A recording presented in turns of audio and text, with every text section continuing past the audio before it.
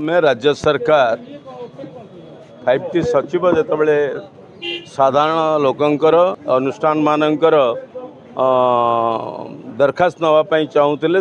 अर्थ मुख्यमंत्री कार्यालय लोकों पाखे पहुँचला से अवसर में 5T सचिव पाखे आम केन्द्रापड़ा बार काउंसिल सदस्य माने सभापति एवं अन्य कर्मकर्ता माने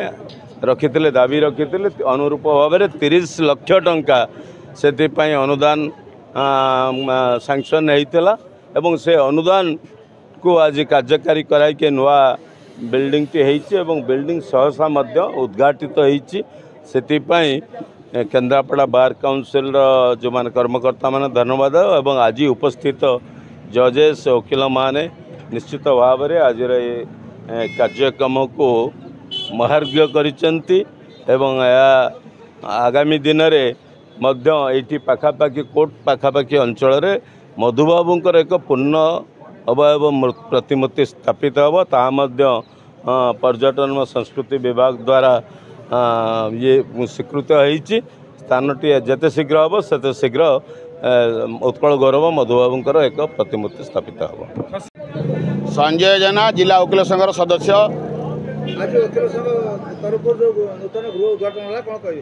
आम बहुत खुशी जे कि ये जो नूतन गृह आम जो मान्यवर मंत्री थे अतनु सब्यसाची नायक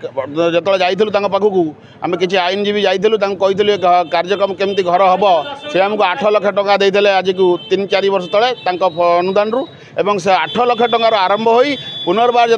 5T सचिव आसी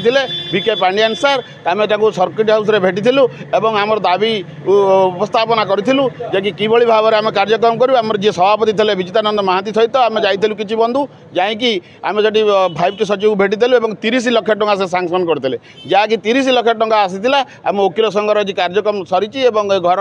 जो भाव में चली आमको ये संपूर्ण भाव में म्यूनिसिपालिटी चेयरपर्सन एवं जो पूर्व आमर जी थे मंत्री अतनु सब्यसाची नायक विचित्रानंद महांती सभापति जिला वकिल संघ केन्द्रापड़ा आज ये जो घर आप देखुं उद्घाटन है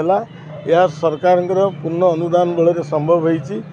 मुझे ओडिशा सरकार को धन्यवाद दूसरी विशेषकर मुख्यमंत्री एपाई आमको पर्याप्त परिमाण अर्थ देथिबारु तांको मध्य धन्यवाद दूसरी एवं आशा रखुची ये घर वकिल मानकर बहु कार्य लगे।